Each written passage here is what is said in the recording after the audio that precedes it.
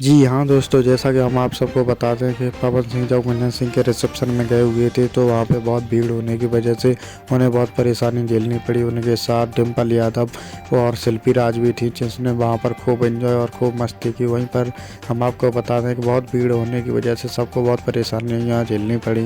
वहीं पर गुंजन सिंह की पत्नी सुचि सिंह को चक्कर आ गए, तभी वो उन्हें गोद में उठाकर स्टेज पे उठा के लेकर गए। वहीं पर वो पवन सिंह को रास्ता दिखाते दिखाते स्टेज पर लेके गए। पवन सिंह अपना पूरा काफिला लेकर अच्छी तरह से वहां पे गए हुए थे और उनके वो तिलक में भी पहुंचे थे, पवन सिंह गुंजन सिंह के तिलक में। वहीं पर बताया जा रहा है कि पवन सिंह ने अपने फैन किसी को थप्पड़ मार दिया और उसे स्टेज से नीचे धकेल दिया, तभी वहीं पर बवाल हो गया। इस बात को लेके वहाँ पे काफ़ी बवाल हो चुका है। तभी गुंजन सिंह बहुत परेशान है। पवन सिंह को ऐसा नहीं करना चाहिए था। अगर चैनल पर नए हैं तो चैनल को सब्सक्राइब जरूर करें।